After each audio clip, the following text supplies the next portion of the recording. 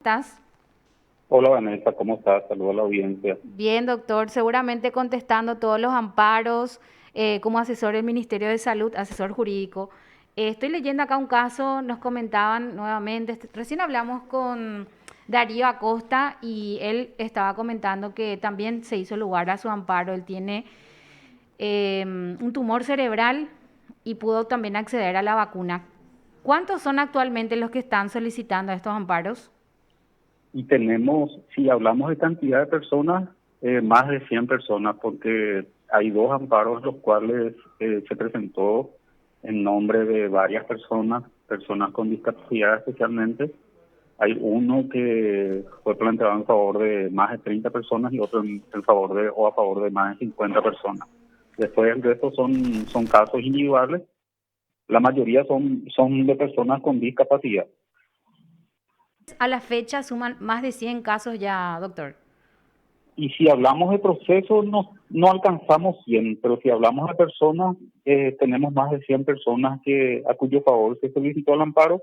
Tenemos también una cantidad de juicios en los cuales los jueces rechazaron el amparo, no hicieron lugar.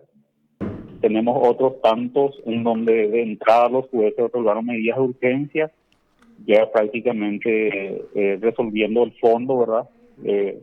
Que nosotros lógicamente no estamos de acuerdo porque mínimamente tendría que solicitar previamente un informe al Ministerio de Salud y luego en la sentencia definitiva en todo caso ordenar la protección, ¿verdad? Pero hay muchos jueces que lastimosamente con la medida de urgencia ya están resolviendo el fondo, ¿verdad?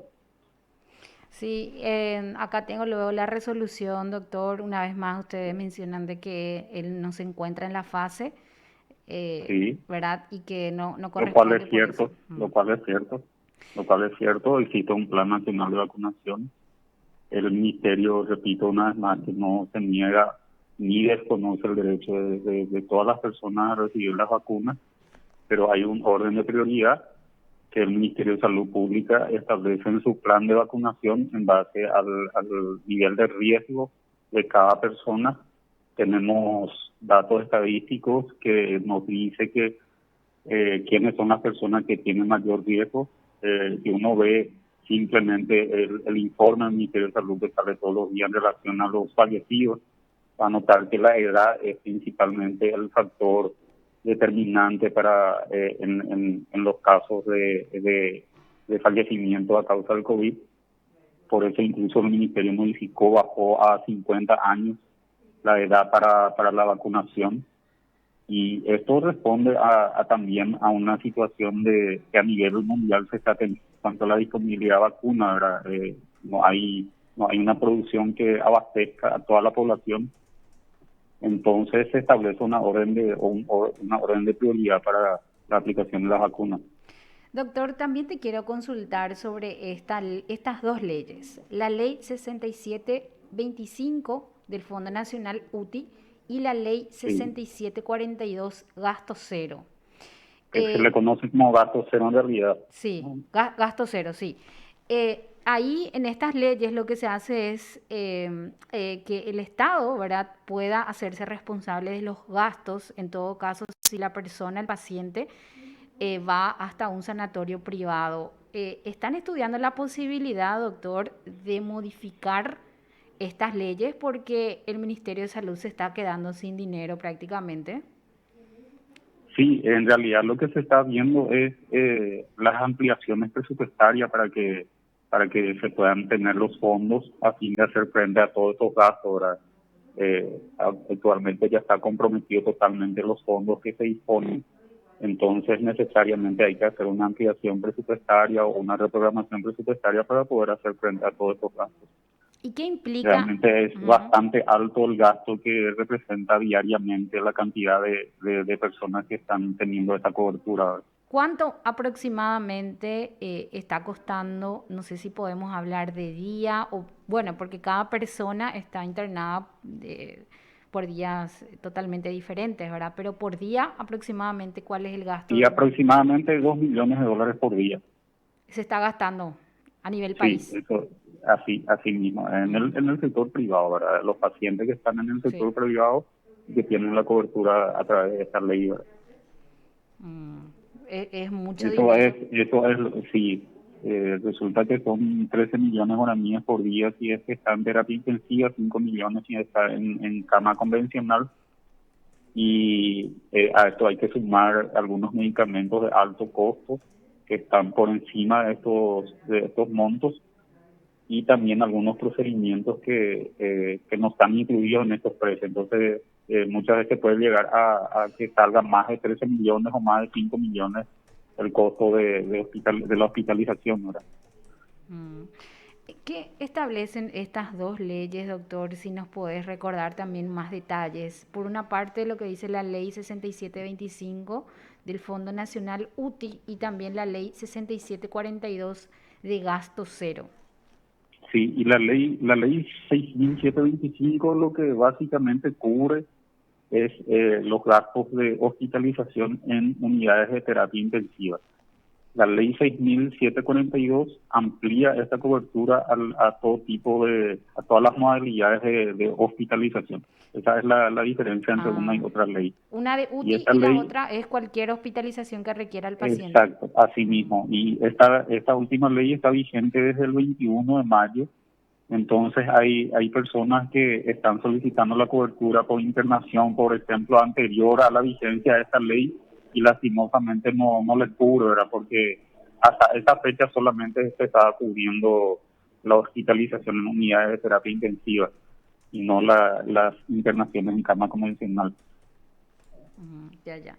¿Cómo hacen estas personas para acceder a la cobertura de ese gasto? Porque yo recuerdo también, doctor, que hasta mayo, no sé si ahora se sigue presentando, pero también se estaban presentando amparos para acceder a UTI y también que se cubra gastos por internación. Sí, prácticamente a partir de la vigencia de la ley 6742, que es a partir Del del 21 de 21 de mayo, mayo, sí. fue disminuyendo la cantidad de amparos para obtener camas de terapia intensiva. Últimamente, inclusive llegamos a tener 10 a 15 amparos por día. Sin embargo, en las últimas semanas esto prácticamente se redujo a 2 por día, incluso hay días que solamente un caso, un amparo recibimos. Hoy, por ejemplo, no recibimos nada todavía, y disminuyó bastante con esta ley, ¿verdad? Claro, esa era la idea, ¿verdad? De que el Estado pueda hacerse responsable de los gastos, pero ahora está teniendo la dificultad de la falta de dinero. Incluso leía que hoy dijo el ministro de Salud que incluso van a necesitar 20 millones de dólares mensuales y tal cual, porque vos nos decís Sí, que aproximadamente 2 millones de dólares es diariamente el gasto para estos así mismo, pacientes. así mismo. De hecho, se está trabajando con el Congreso Nacional a fin de tener estas ampliaciones presupuestarias. Y también creo que en los últimos días bajó también la cantidad de casos que requieren de terapia, por eso tal vez estemos teniendo menos amparo, ¿verdad? Y por otro lado, también por más que exista una orden judicial, si no existe una cama disponible, finalmente no se puede dar cumplimiento a la medida judicial. Seguramente todos esos factores también se tienen en cuenta para promover estos amparos, ¿verdad? La gente entra en un momento de desesperación cuando necesita hospitalización, ¿verdad? Y muchas veces no sabe el proceso para realizar o agilizar el cumplimiento de esta ley 6742 o la 6725. ¿Cómo se hace, doctor? ¿Dónde se recurre? En la página web del Ministerio de Salud Pública está habilitado un link para solicitar la cobertura de estos gastos. Se hace todo vía online. Ahí están los documentos que se requiere. Básicamente es la constancia de internación en el sanatorio u hospital privado, los datos de la persona que está internada, su documento de identidad, y se hace la solicitud a un correo que está habilitado para el efecto. Se responde automáticamente eso, y en un plazo, digamos, no breve, 24, 48 horas, se responde, se comunica al sanatorio sobre la cobertura por parte del ministerio. Acá encontré gasto cero arroba mspv.gov.py. Sería ese, Sí, ¿verdad? exactamente, así mismo. Pero no es un poco lento eso, doctor. No hay número de teléfono, sí o sí tiene que ser por mail. No, también la gente se puede acercar al Ministerio de Salud. Nosotros creemos que, al contrario, a través de esa vía es mucho más rápido, ¿verdad? Y anteriormente se estaba pidiendo que esto se presente en formato papel. Eso facilitó bastante, es más rápida la respuesta. Lógicamente, no, muchas veces solamente la gente se desespera porque surgen las necesidades en cuanto a adquisición de medicamentos que no se pueden esperar. Entonces, esto ya hoy en día, digamos, se está mejorando también esa vinculación con los sanatorios y la respuesta es mucho más rápida. Así es. El caso de Alfredo Delgado, el abogado en el que usted apelaron esta resolución, no está todavía resuelto, doctor. No se No, no decidió está todavía. resuelto todavía. No todavía. Está, creo que en la primera sala, tengo entendido que está, no recuerdo exactamente la sala. Ahora que hay más de 100 pedidos y ya se resolvió una gran mayoría, ¿solamente este caso apelaron o algunos más? No, varios casos, como yo te Ah, había dicho en otros medios, vemos cada caso en particular. Hay situaciones en las cuales se nota un análisis y hay evidencia, hay respaldo en cuanto a una evaluación médica. Entonces, esos casos nosotros no estamos apelando, ¿verdad? Pero cuando vemos, por ejemplo, que la medida no se ajusta a una evaluación médica o a la situación de la persona que pidió el amparo, por supuesto apelamos, ¿verdad? Te doy el caso de un menor de 16 años a cuyo favor se promovió un amparo para que reciba la vacuna. El juez de entrada ordenó como medida de urgencia la vacunación de este menor. Sin embargo, el Paraguay no cuenta con ninguna vacuna para él, ¿verdad? Esos son los casos que nosotros no comprendemos cómo el juez en este caso no solicitó previamente un informe al ministerio, ¿verdad? Directamente dictó la medida de urgencia sin tener ningún informe de la autoridad sanitaria, ¿verdad? Imagínense que se cumpla una orden judicial sin tener en cuenta la existencia, ¿no?, de una vacuna para los menores, ¿verdad? bueno, doctor, te agradezco por todos los detalles, como siempre, abierto a todas las consultas que tenemos, a las dudas, y vamos a seguir actualizando seguramente en otro momento cómo van estos amparos y también sobre el cumplimiento de estas leyes de gasto cero y también de fondo de UTI. No, gracias a vos, Vanessa, por el espacio, y aprovecho también la Sí. oportunidad de dictarle a las personas a seguir cumpliendo las medidas sanitarias.